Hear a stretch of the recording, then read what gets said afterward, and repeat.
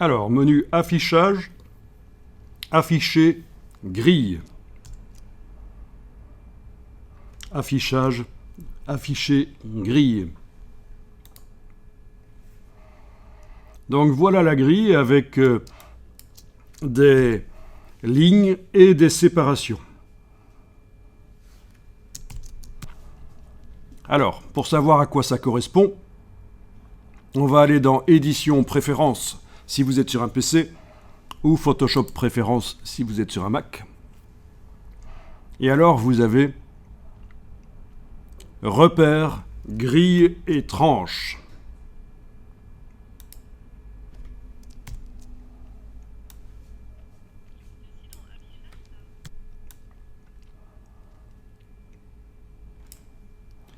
Voilà. Alors, vous avez ce qui concerne la grille, là au centre.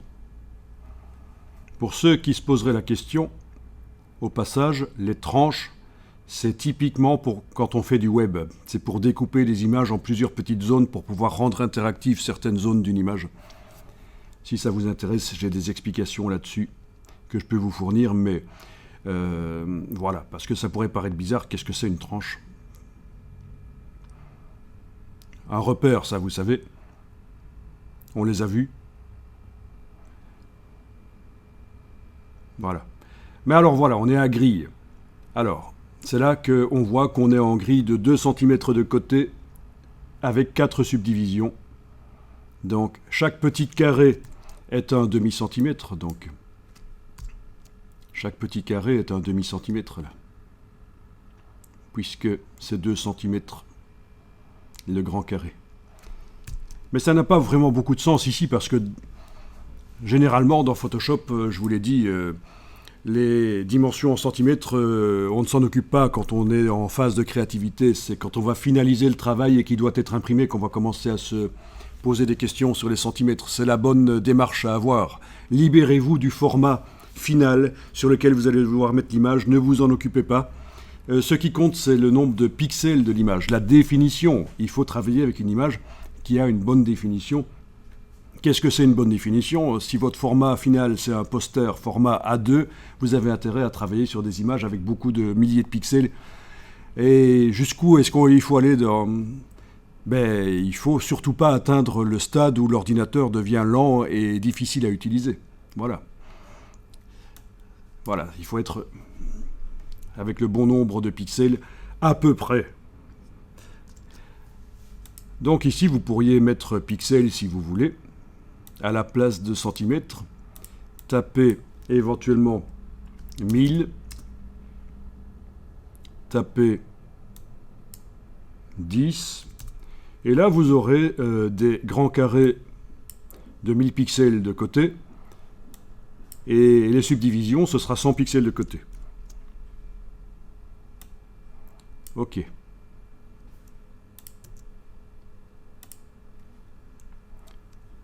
Voilà, on le voyait déjà derrière quand on le faisait en fait, hein, sur l'image. Donc vous avez une grille. À quoi ça sert d'avoir une grille de 1000 pixels ? Donc pourquoi 1000 pixels de côté, le grand carré, et ça n'a pas d'importance en fait, ici ça ne va pas m'aider. Si je faisais des interfaces web, ce serait super intéressant de vraiment bien régler la grille.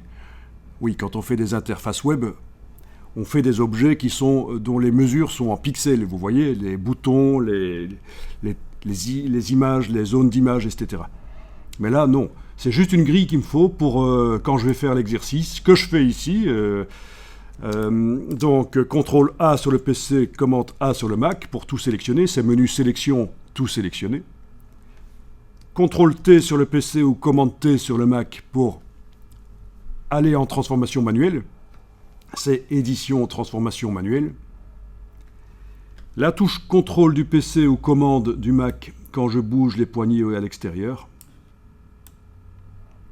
Et voilà, et c'est là que la grille peut m'aider si je veux vraiment aller voir. Voilà, je vois que là, je dois encore tirer vers la droite puisque mon bâtiment est encore penché vers la gauche par rapport à la grille, si vous voyez. Donc là, je sais que je dois aller tirer encore vers la droite avec la touche commande du Mac ou contrôle du PC. De l'autre côté, voyons ce qui se passe. Là aussi, je dois aller tirer.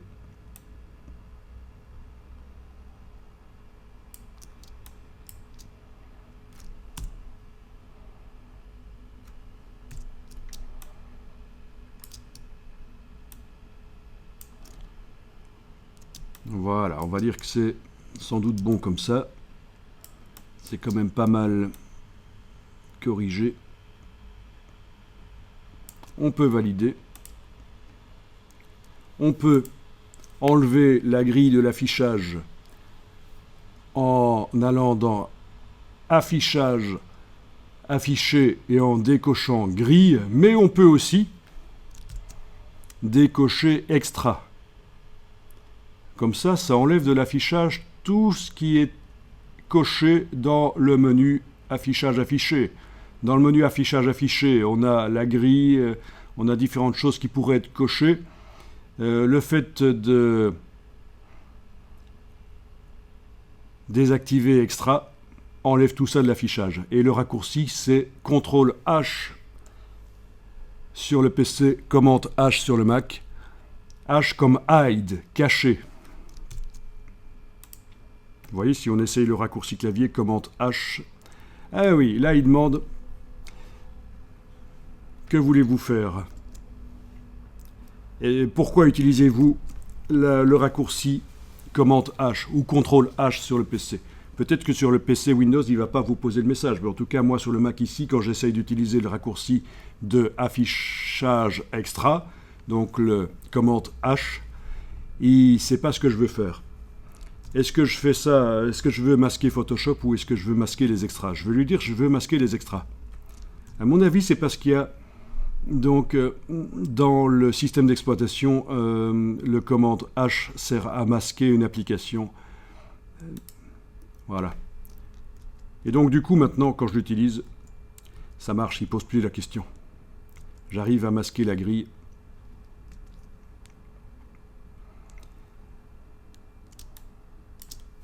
Donc, image qui a un look plus professionnel. Si par la palette historique, je passe de ouvrir à transformation manuelle, je vois l'avant-après. Là aussi, ça va peut-être nécessiter de faire la petite opération qu'on a faite précédemment, ajouter de la zone, agrandir l'image vers le haut. Forcément.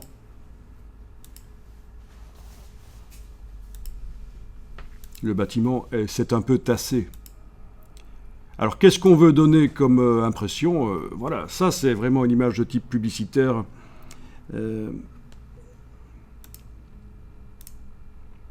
Mais est-ce que c'est mieux que ce qu'on avait avant? Ça, c'est une question à se poser. Avec la perspective, cette vue contre-plongeante, le bâtiment semble un peu plus écrasant, lourd. Et ici, ce que j'ai obtenu, honnêtement, j'ai l'impression, parce qu'il y a une illusion d'optique qui, avec les lignes, là, toutes les fenêtres, j'ai l'impression que le bâtiment n'est pas vraiment vertical, alors que techniquement, il l'est. J'ai l'impression que, voilà, il faudrait que je retravaille ça à nouveau, en redémarrant de l'original, ou en redémarrant de l'état où il était là, en perspective. Parce que je ne sais pas si vous le sentez, mais voilà. Il y a une illusion optique qui fait que les verticales, j'ai pas l'impression qu'elles sont verticales. On a l'impression plutôt qu'ils s'ouvrent vers le dessus.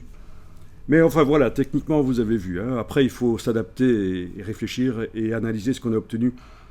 Et donc ça c'est intéressant.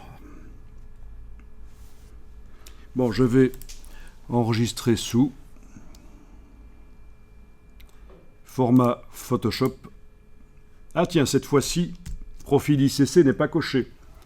L'image ne contenait pas de profil. Il n'est pas interdit de le cocher comme ça. Vous indiquez que les couleurs que vous voyez là, vous voulez qu'elles soient reproduites comme ça ailleurs. Un autre Photoshop qui ouvrirait ce fichier saura que vous avez décidé que c'est du sRGB Voilà.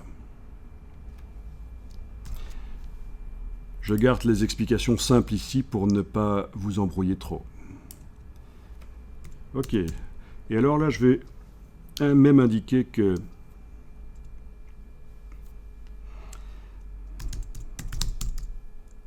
le résultat n'est pas satisfaisant. Comme je vous ai dit, je trouve que le résultat visuel n'est pas satisfaisant et qu'il faudrait retravailler. Mais bon. Voilà, je vais fermer l'image.